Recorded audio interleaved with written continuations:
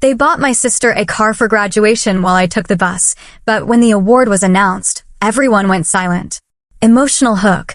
Can you imagine the gut-wrenching feeling of seeing your sister drive off in a brand new car on her graduation day, knowing that just 24 hours later, you'd be catching the city bus in your own rented cap and gown? Because that stinging truth perfectly summed up my entire life, a tale of two sisters where one was handed everything on a silver platter, and the other, well, that was me, Jessica. But what nobody could have predicted was that on my graduation day, the day I expected to be utterly forgotten, a shocking twist awaited, one that would redefine everything. From the very beginning, our lives felt like a stark contrast. The first time the difference truly hit me, I was just 7. My sister, Allison, 6 months older, had celebrated her 7th birthday with an elaborate princess-themed extravaganza, bouncy castle and magician included. Me, my friends, and I got grocery store cupcakes in our backyard. When I dared to ask Mom why Allison's party was so big, she just patted my head, a dismissive gesture I'd come to know well. You're not really into all that fancy stuff, Jessie. You're our practical girl. That phrase, our practical girl, became the running theme of my childhood. Allison needed special attention.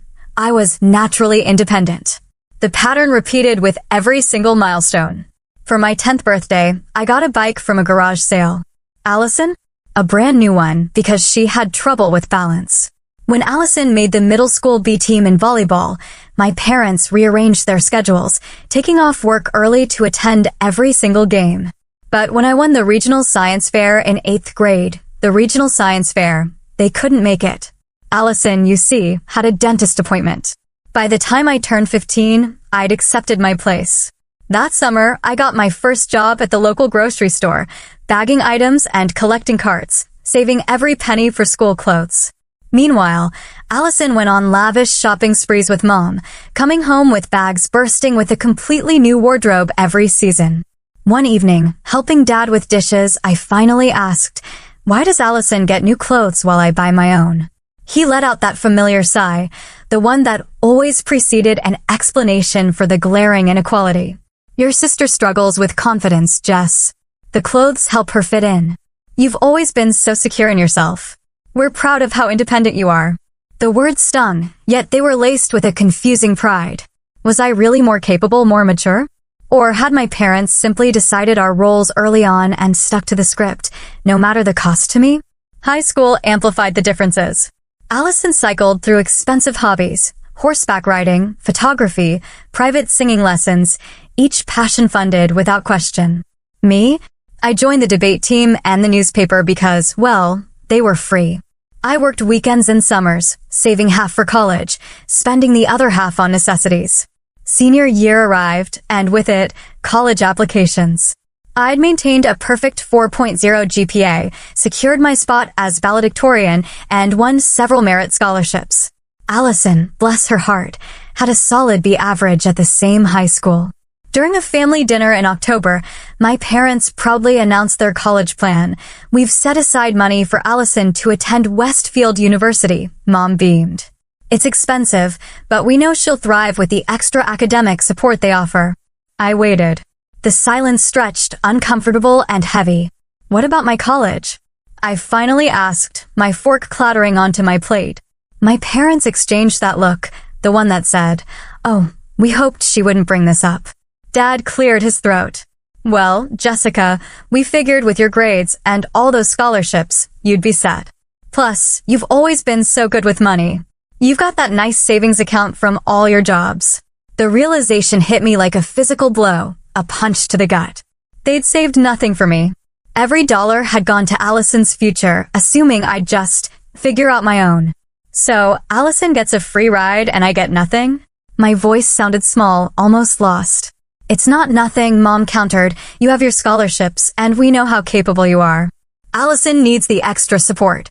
College will be challenging for her." I pushed back from the table, dinner forgotten. And it won't be challenging for me? Just because I work hard and get good grades doesn't mean college will be easy or affordable. "Jessica, you're being dramatic," Dad sighed. "We've always known you'd land on your feet. That's who you are." That night, I spent hours researching financial aid, tears blurring my vision as I filled out form after form. My dream school, Princeton University, where I'd been invited to apply early decision, faded into impossibility. Even with scholarships, the cost was too high without parental support. That December, I accepted admission to State University with a generous merit scholarship covering about 60% of tuition. I'd work and take out loans for the rest, plus housing and expenses.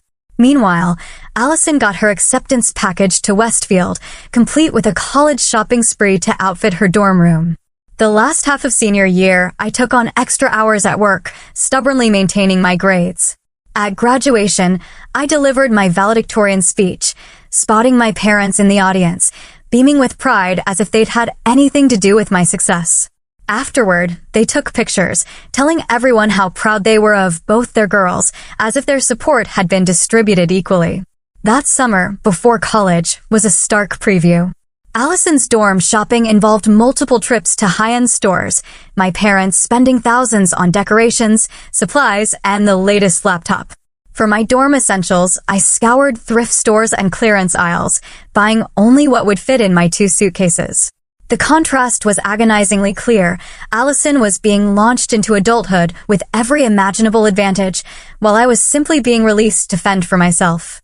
August arrived, sweltering, as I moved into my cramped dorm room at State University. Unlike most freshmen, whose parents helped them settle in, I arrived alone with my 2 suitcases after taking the bus from the train station. My roommate, Zoe, watched curiously as I unpacked my minimal belongings while her parents arranged her side of the room with coordinated bedding, area rugs, and decorative lights. "Are your folks coming later?" Zoe asked, arranging framed photos. "No. They're busy helping my sister move into Westfield today," I explained, smoothing my secondhand comforter. I didn't mention their scheduled hotel stay near Allison's campus, helping her adjust for days. That first week set the rhythm for my undergraduate experience. While other freshmen explored campus and attended welcome events, I secured a job at the university library, starting immediately.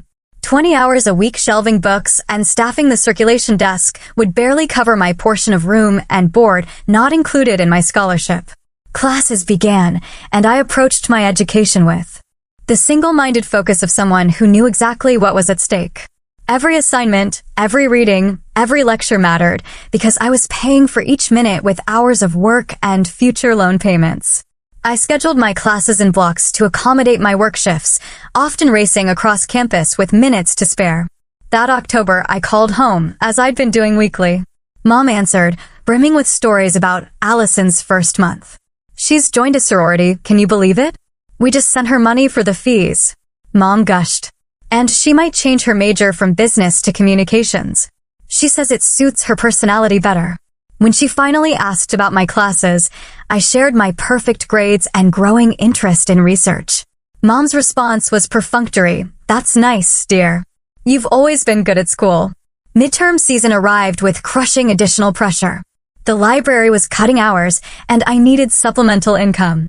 I picked up a weekend job at a coffee shop, pushing my working hours to 25 per week. The schedule left little time for sleep, let alone the social activities that defined college for most students. Thanksgiving break brought me home for the first time since August. Allison arrived with dazzling stories of parties, new friends, and campus activities. She'd already changed her major once and was considering another switch. My parents listened with rapt attention, asking endless questions. When the conversation finally turned to me, I mentioned making the dean's list despite my work schedule. Dad nodded absently, serving himself more potatoes. "That's our Jessie. Always the studious one." The real shock came when Allison unwrapped an early Christmas gift, a brand new laptop, to replace the one our parents had bought her just 4 months earlier. "The old one was too heavy to carry around campus," she explained, admiring the sleek device. I thought of my own refurbished laptop, its cracked case purchased with 3 months of grocery store paychecks during high school. Winter break continued with similar disparities. Allison received new clothes, concert tickets, and spending money for her next semester. Me? I picked up extra shifts at my hometown grocery store. The spring semester brought an unexpected turning point. Professor Coleman, my intro to research methods instructor, asked me to stay after class. Jessica, I've been teaching for 20 years, and I rarely see work of this caliber from freshmen, she said, handing back my research proposal with an A+. Would you consider applying for my research assistant position next fall? It's paid, and it would give you valuable experience. For the first time, someone was recognizing my potential not just as naturally independent, but as genuinely talented. Professor Coleman became more than an instructor. She became a mentor who saw my worth beyond my capacity for hard work. Around the same time, my required statistics study group blossomed into an unexpected support system.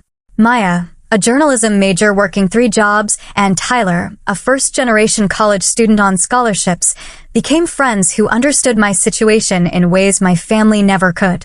My parents think tuition is all they need to cover, Tyler confided one night. They don't understand about books, supplies, living expenses. Maya nodded. Mine can't help at all. Everything's on me. Some days I wonder if it's worth it. It has to be, I replied, with a conviction that surprised even me. We're building something they can't take away from us.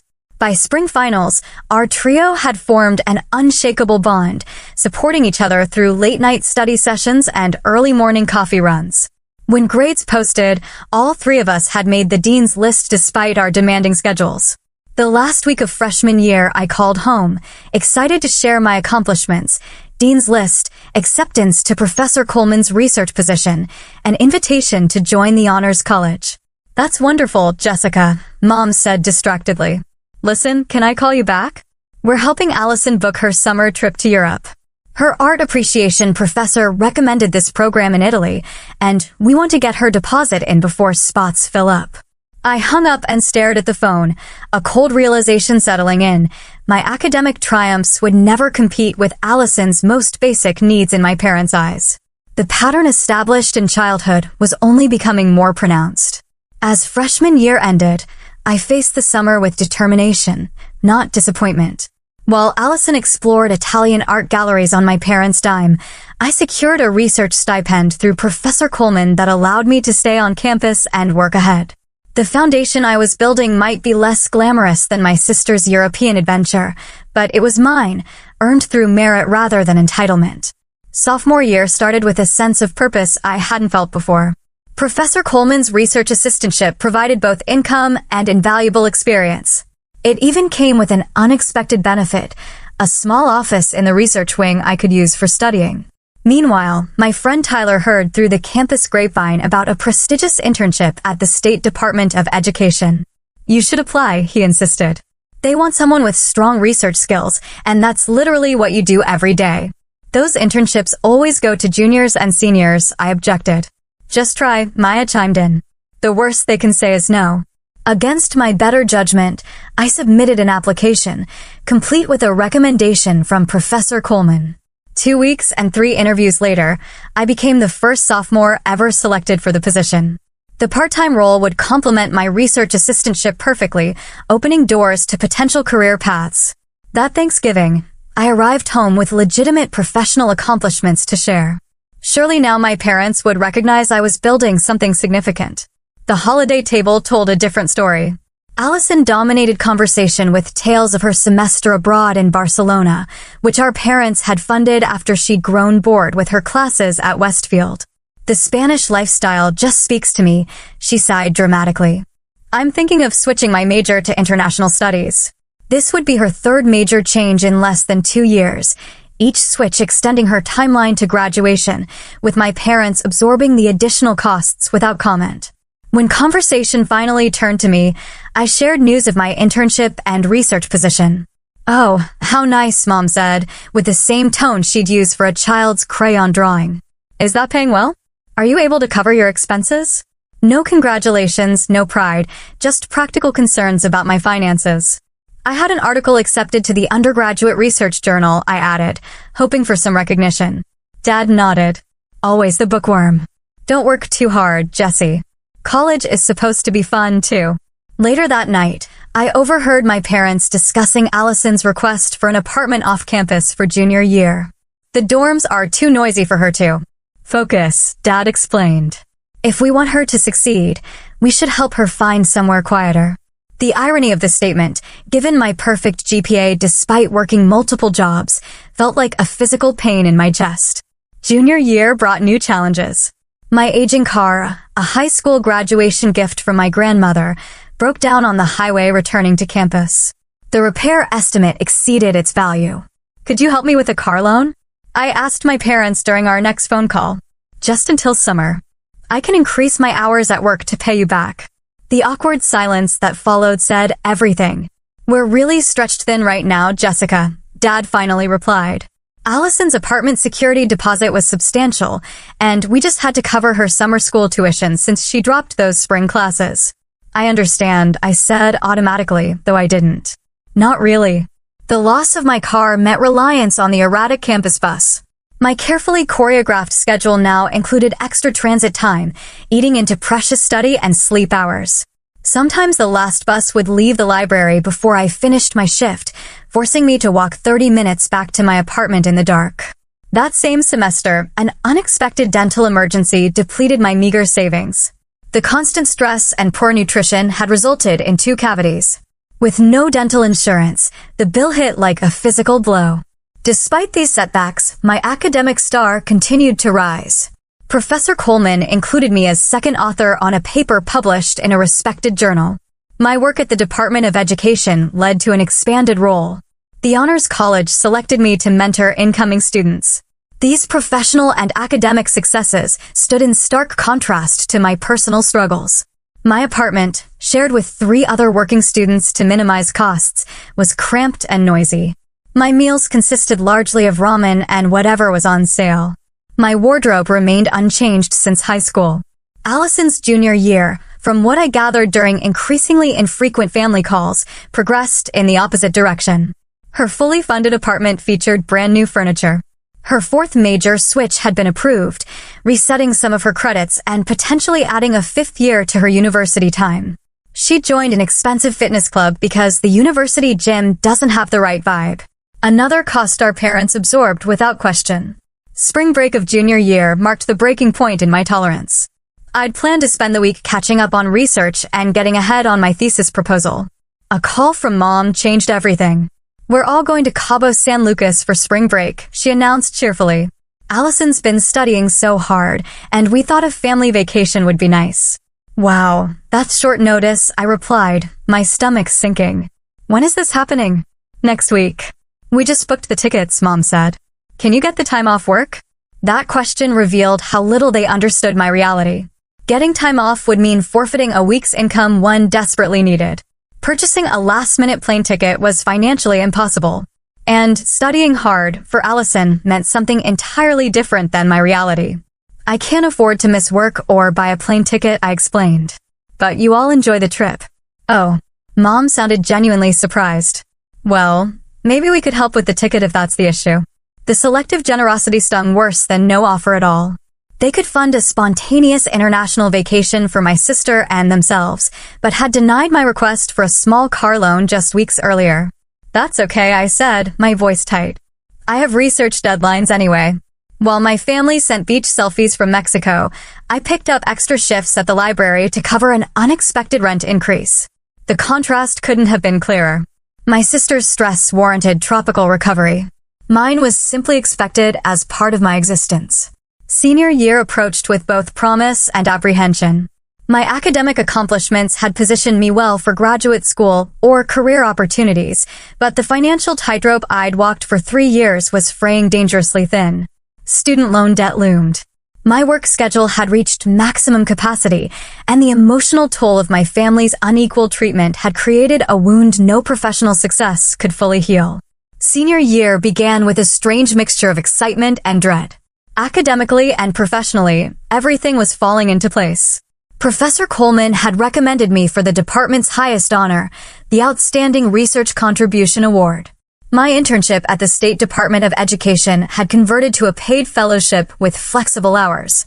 Graduate schools were sending recruitment materials, impressed by my research publications and perfect GPA despite my heavy work schedule. On the personal front, however, the fault lines in my family relationships were cracking wider each day. It started with a seemingly innocent family group text in September, planning Allison's graduation celebration for May. Thinking of renting the lake house for the weekend. Save the dates, May 15th, 2017, Mom wrote. I stared at my phone screen, a cold feeling spreading through my chest. My own graduation ceremony was scheduled for May 16th.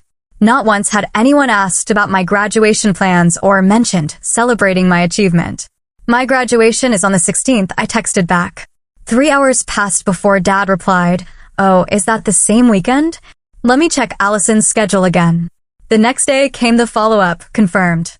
Allison's ceremony is at 10 a.m. on Saturday the 16th. Is yours later? Maybe we can make both. The maybe hung in the air like a verdict. For years of unequal treatment distilled into a single word that made it clear whose milestone mattered more. Mine is at 2 p.m., I responded, then silenced my phone. October brought midterms and with them an unexpected dinner invitation from my parents. They were visiting Allison for her school's parents' weekend and suggested meeting halfway. Curiosity, more than optimism, prompted me to accept. The restaurant was upscale, the kind I never entered on my student budget. Allison arrived, sporting designer clothes and a fresh haircut. My parents beamed as we were seated, and I steeled myself for the usual dynamic. The bombshell dropped over appetizers. "We have exciting news," Mom announced, reaching for Dad's hand. "We've placed a deposit on a graduation gift for Allison, a new car. The dealership is holding a red Audi A3. Exactly what she's always wanted." Memories flashed through my mind, the time I'd asked for help with textbooks sophomore year and been told finances were tight. The dental work I was still paying off. The countless bus rides in rain and snow after my car died. "That's quite a gift," I managed to say, my voice steadier than I felt. "Well, she's worked so hard," Dad explained. "And she'll need reliable transportation for job interviews." I bit back the obvious response. Hadn't I worked hard, too? Wouldn't I also need transportation for my future? "Actually," Allison interjected, "I'm thinking of taking a gap year before job hunting. Maybe travel through Southeast Asia, find myself a bit before settling down." My parents nodded us. If this were perfectly reasonable. Another year of financial support, another experience funded without question. "What about you, Jessica? Any big plans after graduation?" Dad asked, as if just remembering I was also completing my degree. "I've received 3 job offers," I replied, "and acceptances to graduate programs at Columbia and Stanford with scholarships. I'm weighing my options." "Always the academic," Mom said with that familiar, dismissive tone. "Just don't get so caught up in work and study that you forget to live a little." The irony was breathtaking. My achievements, despite every obstacle, were reduced to some character flaw, while Allison's mediocre performance, with every advantage, was celebrated as a deserving reward. November brought the final confirmation that I would be attending graduation alone. The text came on a Tuesday evening as I finished my shift at the library. "Honey, we've looked at the schedule and we just can't make both ceremonies work with the lake house booking. Since we've already put down the deposit and Allison's ceremony is earlier, we'll need to attend hers. I'm sure you understand. You're so independent. Maybe we can have dinner the following weekend to celebrate. Love you." I didn't respond. What was there to say? For years of sacrifice and achievement, and they couldn't manage to attend a tower ceremony. The message was crystal clear. Allison's mediocre completion of a fully funded education mattered more than my magna cum laude graduation, achieved entirely through my own efforts. That night, in my apartment, the dam finally broke. I sobbed into my pillow, releasing years of hurt, disappointment, and anger. My roommates were out, leaving me mercifully alone with my breakdown. When the tears finally subsided, I called the one person who had consistently valued my worth. "Maya," I choked out when she answered, "They're not coming to my graduation. Those absolute jerks." Maya responded without hesitation. "Tell me everything." I poured out the whole story, the Audi, the lake house, the casual dismissal of my ceremony. "Jessica," Maya said when I'd finished, "I need you to hear something important. Your parents' failure to see your worth doesn't diminish it. Their blindness doesn't make your light any less bright. It shouldn't still hurt this much," I whispered. "Of course it hurts. They're your parents. But look at what you've built without them. You've earned every single thing you have. No one can take that away." After we hung up, I sat at my small desk overlooking the street. For the first time, I allowed myself to feel something beyond hurt. Pride. Not the defensive pride I'd used as a shield all these years, but genuine pride in what I'd accomplished against tremendous odds. That night, I made a decision. I would attend graduation alone, head held high. My achievements needed no witnesses to be valid, and whatever came next would continue to be built on my own terms, without expectation of the support that had never materialized. December brought final exams and an unexpected email from the Dean of Students' office requesting a meeting. Concerned it might relate to my financial aid or graduation status, I rearranged my work schedule. Jessica Parker, Dean Whitman, smiled as I entered her office. "Please have a seat. I've been looking forward to meeting you." Confused, I sat across from her. "Is there a problem with my graduation application?" "Quite the opposite," she replied. "Your name has been submitted for a special recognition at commencement. Before we announce it, I wanted to meet with you personally." My confusion must have shown, because she continued, "Every year, the university selects one graduating senior for the Chancellor's Award for Excellence and Perseverance. It's our highest honor given to a student who exemplifies extraordinary achievement in the face of significant challenges." "I didn't apply for any award," I said. "You were nominated by several faculty members, led by Professor Coleman. Your story is remarkable, Jessica. Working multiple jobs while maintaining perfect grades, publishing research as an undergraduate, and doing it all without family financial support." She paused. "The committee was unanimous in selecting you. The recognition I'd never received from my family was coming from my academic community instead." The irony wasn't lost on me. "There's more," Dean Whitman continued. "The award comes with a monetary prize, but this year, an anonymous donor has matched the amount to establish a scholarship in your name for future students who are self-supporting." Tears threatened, but I held them back. "Thank you. This is unexpected. We'll announce it at commencement, of course. I understand your family will be there." The question was innocent, but piercing. "Actually, no. They'll be attending my sister's graduation the same day." Something flickered across Dean Whitman's face, understanding, perhaps, or recognition of what the nomination letters had surely explained. "Well then," she said, her voice softening, "I'm especially glad you'll have this moment of recognition. You've earned it, Jessica, many times over." As May approached, I found myself in the strange position of preparing for the most significant academic achievement of my life, with no one to share it. Maya and Tyler would be at their own departmental ceremonies. Professor Coleman would be on stage with other faculty. I would walk alone, as I had done throughout my college journey. The night before graduation, I pressed my one business outfit and polished my single pair of professional shoes. I set out my honor cords, the special academic stole I'd earned, and my bus pass for the morning. Everything was ready, except my heart, which still ached with the absence of family support. As I was preparing for bed, my phone chimed with a text from Mom. "We're so proud of you, Jessica. We might try to stop by your ceremony after Allison's if traffic isn't too bad. Love you." The afterthought stung worse than no message at all. I set my phone aside without replying and climbed into bed, reminding myself that tomorrow wasn't about who would be watching. It was about what I had accomplished despite every obstacle. Graduation morning dawned bright and clear, sunlight streaming through my apartment blinds, as if nature itself approved of this milestone. I rose early, taking extra care with my appearance. The business suit I'd purchased from a consignment shop fit well enough, and I'd splurged on a professional blowout at the local beauty school. Small luxuries that felt significant after years of bare-bones living. The bus to campus was crowded with families heading to various ceremonies. I wedged myself between a beaming grandmother clutching flowers and two parents reviewing their camera settings. Their excitement highlighted my solitude, but I refused to let it dim my own sense of accomplishment. Campus had transformed overnight into a celebration zone. Banners hung from lamp posts, photo stations had lines forming. Graduating seniors embraced parents, posed for pictures. I collected my rented regalia and carefully put it on in a restroom. The black gown, honor cords, and cap transformed me outwardly into what I already was inside, a graduate who had earned every thread through perseverance. "Jessica, there you are." "Professor." Coleman's voice cut through the crowd. She hurried over, resplendent in her own academic regalia. "I've been looking everywhere for you." "I just got here," I explained. She studied me with a knowing look. No family yet? I shook my head. They're at my sister's ceremony. They might stop by later, but I'm not counting on it. Professor Coleman's expression softened. Well, I'm here, and I'm incredibly proud of you. Do you have time for coffee before the lineup?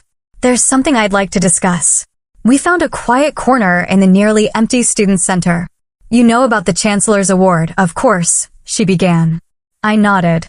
Dean Whitman told me. I still can't believe it. Believe that nobody deserves it more. She took a sip of her coffee. What Dean Whitman might not have emphasized is how significant this award is. It's not just an honor. It's recognition at the highest level of what you've accomplished. The president of the university will read your citation. Your story will be shared with everyone present. My stomach tightened. My story? Not the personal details, she assured me quickly.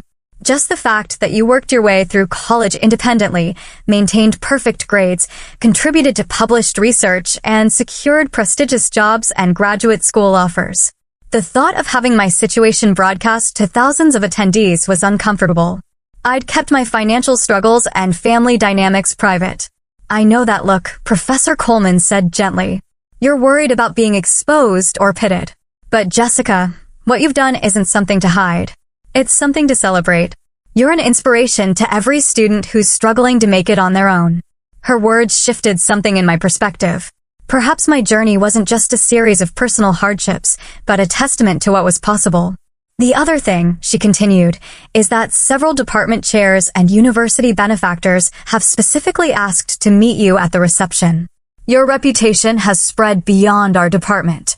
These connections could be invaluable for your future. For so long, I'd focused on simply surviving. The idea that my struggles might actually be launching me toward exceptional opportunities hadn't fully registered until now. Thank you, I said finally, for everything. For seeing my potential when my own family didn't. Professor Coleman squeezed my hand. You made yourself impossible not to see, Jessica. That's the most remarkable thing about you. We parted ways an hour before the ceremony. The quad was an orderly chaos of black-robed students. As I took my position, my phone vibrated with a text from Mom. Allison's ceremony running long. Doubt we'll make it to yours. Take pictures for us. So proud. The expected disappointment came, but it felt different now. Distant. As if it belonged to a past version of myself. Today wasn't about their absence, but about my presence, my achievement despite every obstacle. The music began, and our procession moved forward into the main arena where thousands of family members waited. I scanned the crowd briefly, a reflexive action. As expected, no familiar faces appeared. Once seated, I listened as the university president welcomed everyone. Distinguished alumni delivered inspirational messages. Then came the special awards portion. My heart raced as the president returned to the podium. Each year, the university bestows its highest honor, the Chancellor's Award for Excellence and Perseverance, upon one exceptional graduate who exemplifies extraordinary achievement in the face of significant challenges, he announced. This year's recipient maintained a perfect 4.0 GPA while working multiple jobs to finance her education entirely independently. She published research in prestigious journals as an undergraduate, secured competitive fellowships, and has been accepted to top graduate programs with scholarships. Ladies and gentlemen, I am honored to present the Chancellor's Award to Jessica Parker.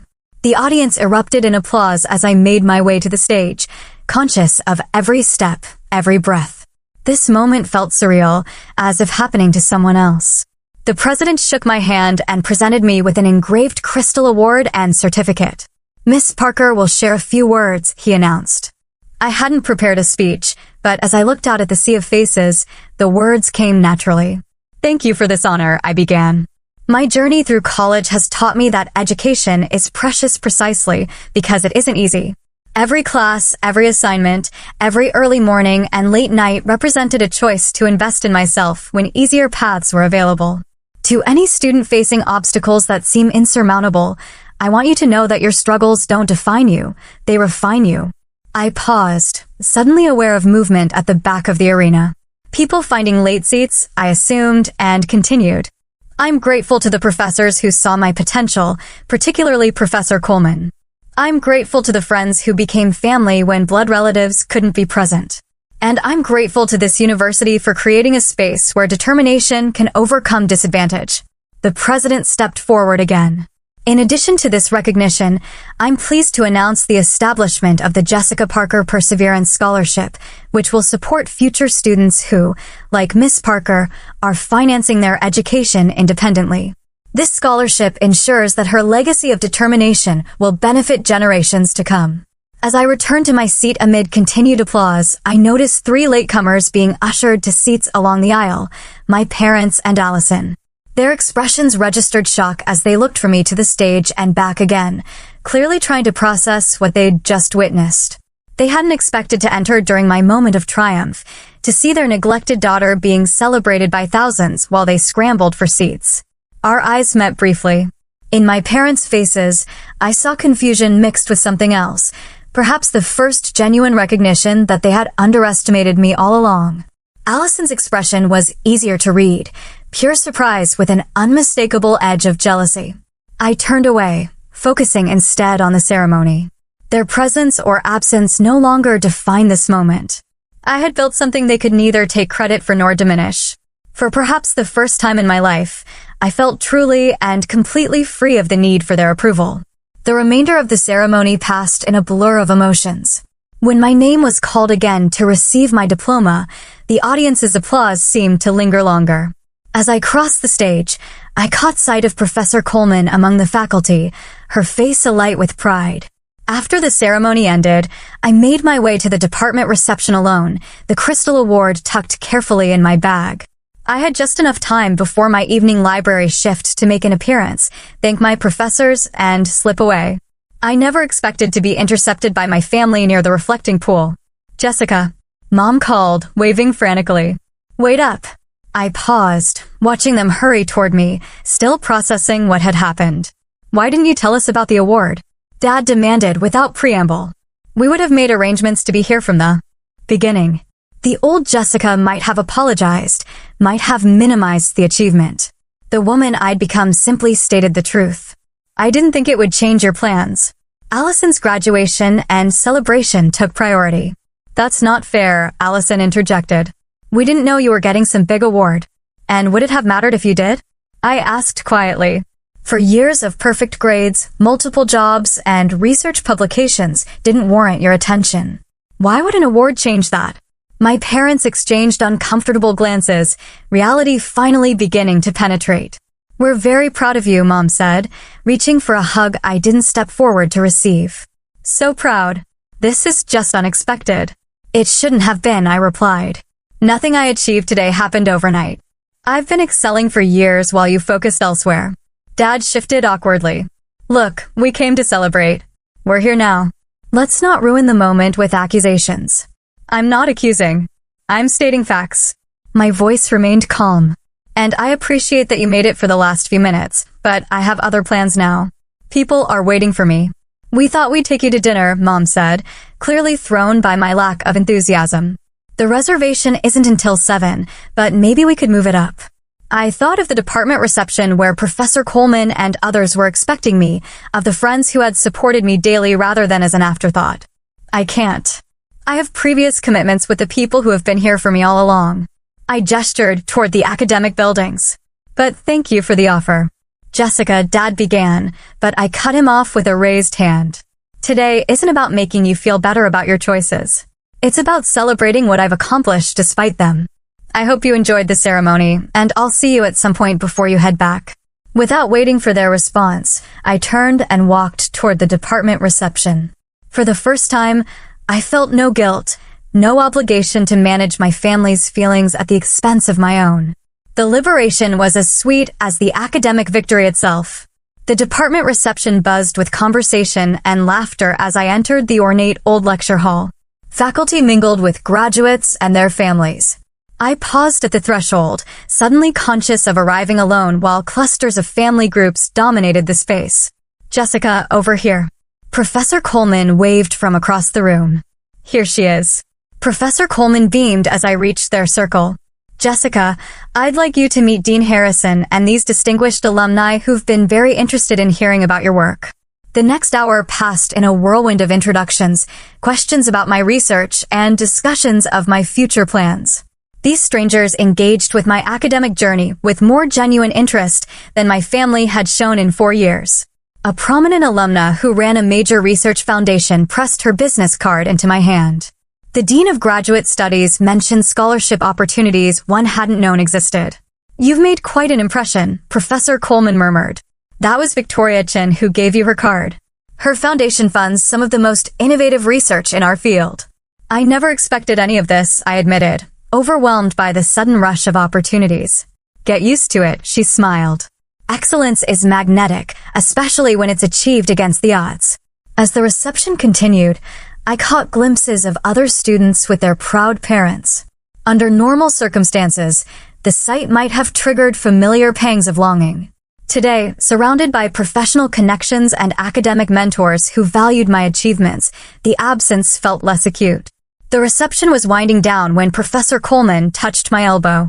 "There's someone else who asked to meet you. The donor who funded your scholarship."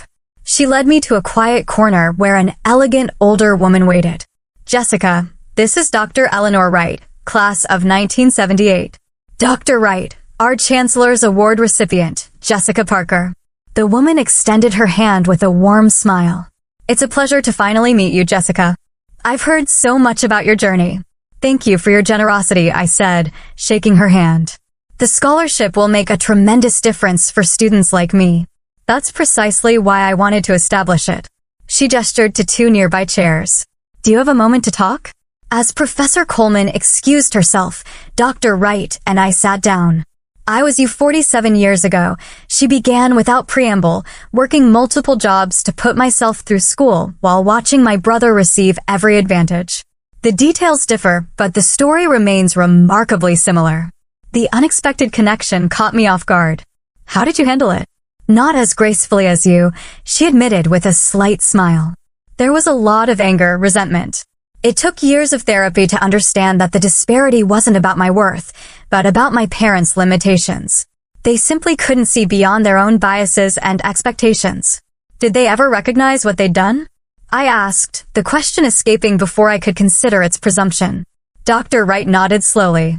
"Eventually, after I'd established my career and no longer needed their approval, my success became impossible to ignore or dismiss as mere studiousness or good luck. By then, I'd built a life that was entirely my own creation." She studied me with knowing eyes. "Your family was here today. I saw their late arrival." I nodded. "Their reaction to seeing you honored publicly, it must have been quite a moment," she observed. "Confusing for everyone involved," I acknowledged.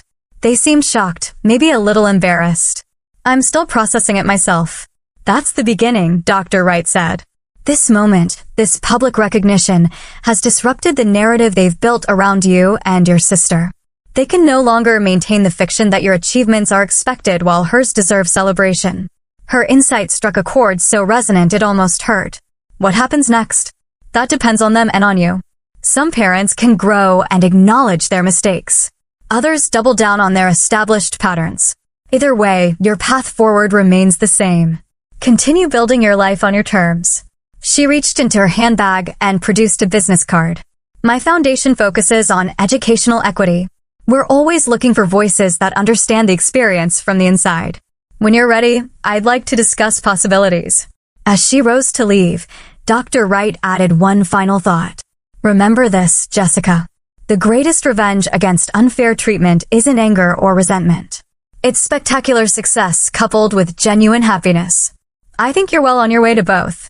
Our conversation lingered in my mind as I left the reception and headed across campus. The library had given me the evening off as a graduation gift, leaving me unexpectedly free. Rather than return to my empty apartment, I found myself drawn to the central plaza where the main ceremony had taken place hours earlier. The massive space was nearly deserted now.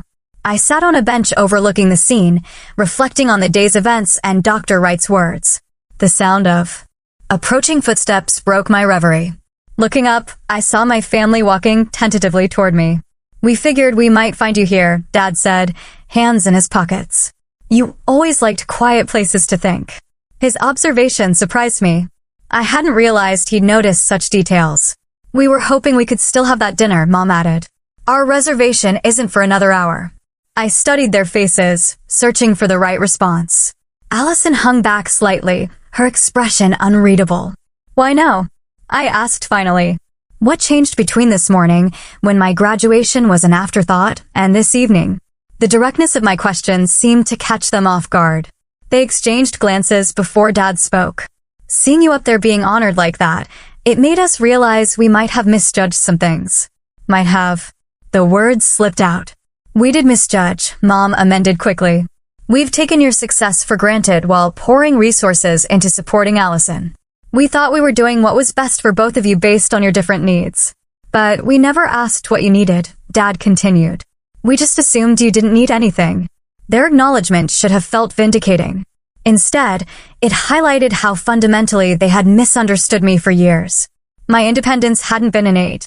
It had been forced upon me by their choices. I did need things, I said quietly. Financial support, yes, but more than that, recognition, celebration of my achievements, the sense that my hard work mattered to you as much as Allison's struggles. Allison stepped forward unexpectedly. I didn't realize how uneven things were, she admitted. I've been so caught up in my own stuff that I never questioned why you got less. I'm sorry, Jessica. Her apology felt more genuine than our parents' stumbling recognition. Perhaps because she had been a beneficiary rather than an architect of the disparity. Thank you, I acknowledged. That means something. An uncomfortable silence settled over us until Mom tried again. Will you come to dinner, please? We'd like to hear about your awards and plans. I considered the invitation, weighing my lingering hurt against the possibility of a new beginning, but something felt premature. I appreciate the invitation, I said carefully. But I already have plans with friends who have supported me consistently throughout college. People who saw my worth before I had an award to prove it. Their disappointment was visible, but I continued. I'm not saying no forever, just for tonight. This isn't something we can fix over one dinner after graduation. What do you need from us? Dad asked. And the simple question, perhaps the first time he'd ever asked it, caught me by surprise. Time, I answered honestly. And consistency. If you're genuinely interested in my life and achievements now, show me over time, not just today when it's been publicly validated. They nodded slowly, absorbing the boundary I'd established. We're proud of you, Mom said, the words sounding more genuine than when she texted them earlier. Truly proud, and we'd like a chance to do better. I'd like that, too, I acknowledged. But it will take more than words. As they turned to leave, Allison hung back for a moment. For what it's worth, she said quietly. Watching you up on that stage today was amazing. You earned every bit of that recognition. Her words, perhaps the first unqualified admiration she'd ever expressed toward me, landed softly. Thank you, Allison. I watched them walk away, feeling neither triumph nor bitterness, but something more complex. The beginning of a separation between my self-worth and their recognition of it. Whether they ever fully acknowledged the imbalance they'd created, I now knew with certainty that my value existed independently of their ability to see it. My phone buzzed with a text from Maya. Celebration at Riverside Cafe in 30. Tyler, Zoe, everyone's coming. You better be there, Chancellor's Award winner. I smiled, pocketing my phone and taking one last look at the empty graduation plaza. Whatever came next, graduate school, career, reconciliation with my family, or continued distance, I would face it on my own terms, surrounded by people who recognized my worth from the beginning. As I walked toward the campus exit, the setting sun cast long shadows across the quad, a fitting visual for this day of endings and beginnings. The bus stop was empty when I arrived. I checked the schedule. 20 minutes until the next downtown bus. Pulling out my phone, I opened the rideshare app, one rarely used due to cost. Today, I decided, was worth a small splurge. I had places to be and people waiting for me, people who had chosen to be my family when biology had fallen short. 6 months after graduation, autumn painted the city in golden hues as I settled into my new routine. The job offer I'd accepted put me in a downtown office just blocks from the state education department where I'd interned. The salary, while entry-level, felt like unimaginable wealth after years of student poverty. Having my own tiny apartment, modest as it was, represented a luxury I'd never experienced. My professional life had launched with unexpected momentum. The connections made through Professor Coleman and other mentors opened doors that typically remained closed to new graduates. Dr. Wright's foundation had offered me a position on their Young Professionals Advisory Board, providing both networking opportunities and a modest stipend. The contrast between my current stability and the precarious balancing act of my college years sometimes felt surreal. No more rushing between multiple jobs. No more calculating whether I could afford both textbooks and groceries in the same week. The constant background anxiety of financial insecurity had diminished, though not completely disappeared. Some survival habits are hard to break. My relationship with my family remained complicated. True to their graduation day promises, my parents had made initial efforts to acknowledge the imbalance. They sent occasional texts asking about my work. They remembered my birthday with an actual gift rather than just a phone call. Small steps, but noticeable ones. Allison and I had established a cautious, direct relationship, independent of our parents. Monthly coffee meetings allowed us to discover each other as adults rather than as competitors. Her post-graduation travels had been shortened by financial reality when our parents finally established some boundaries around their support. "I'm looking for a job now," she told me. "Mom and Dad are still helping with rent, but they said it's time I covered my other expenses." The admission had filled me with complicated emotions. The indication that our parents were finally requiring some self-sufficiency from her, but also sympathy for the adjustment she faced after years of complete support. "It's overwhelming at first," I'd acknowledged. "But you adapt faster than you'd expect." "How did you do it?" she'd asked, genuine curiosity in her expression. "All of it, I mean. The jobs, the perfect grades, everything. One day at a time," I'd answered. "And with no other option, you find strength when necessity demands it." These conversations with Allison represented the beginning of a relationship built on mutual respect rather than the assigned roles we'd played throughout childhood.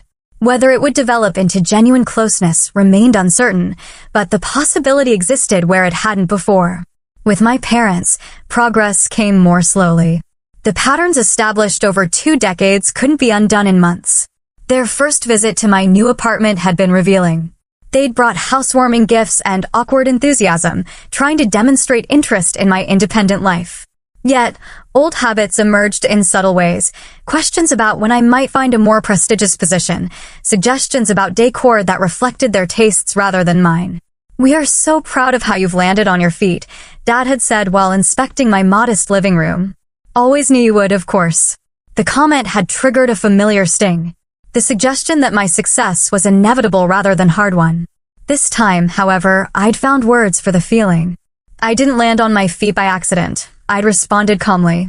"I built this life deliberately, choice by choice, sacrifice by sacrifice. Nothing about it was guaranteed or easy." His momentary discomfort had given way to thoughtful consideration. "You're right," he'd acknowledged finally. "We've taken your accomplishments for granted. I'm trying to do better with that." The admission, small as it was, represented progress.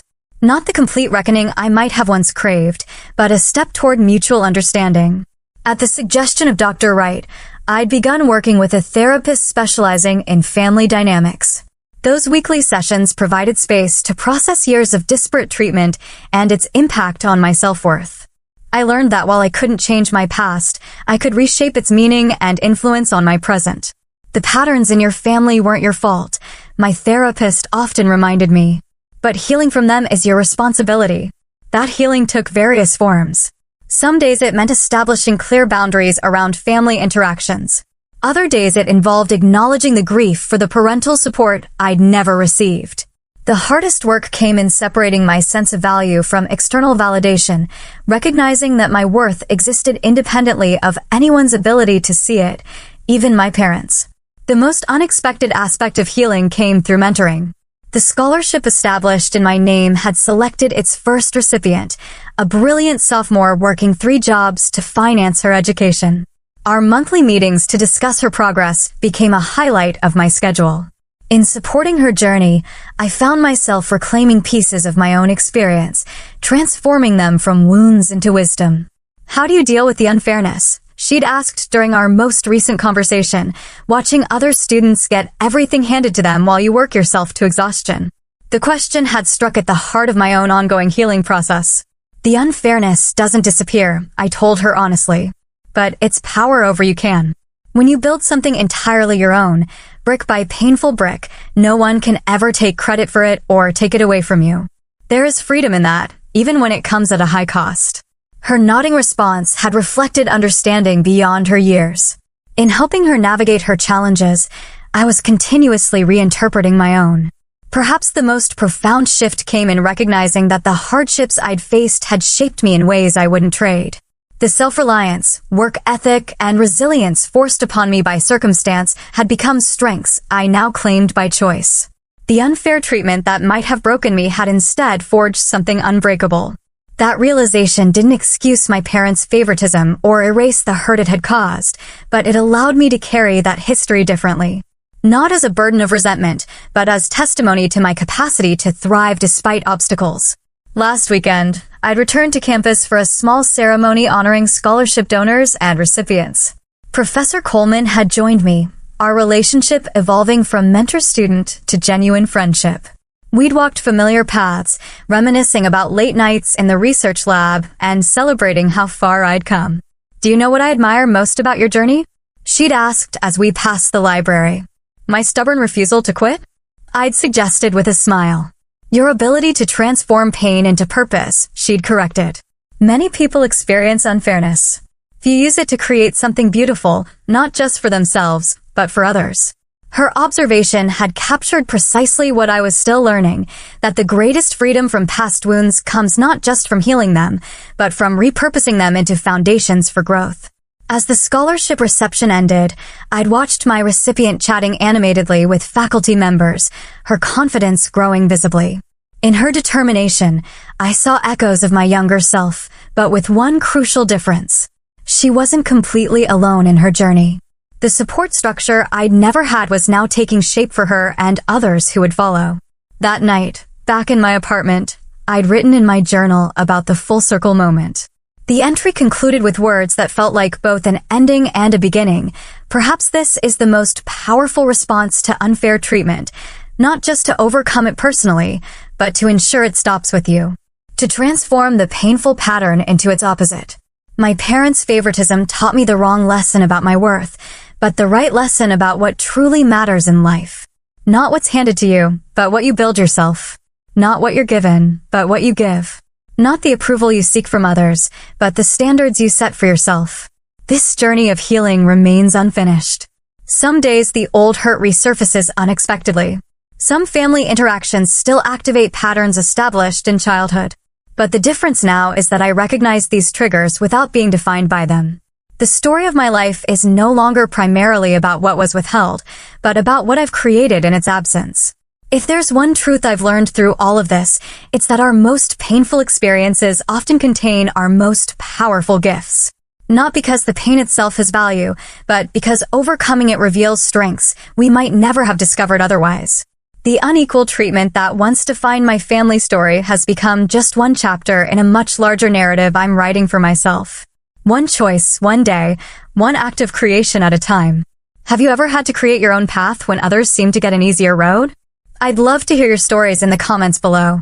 If my journey resonated with you, consider subscribing to hear more stories of overcoming obstacles. And if you know someone who needs to be reminded of their worth beyond others' recognition, please share this video with them. Thank you for witnessing my story, and remember, your value exists independently of anyone's ability to see it.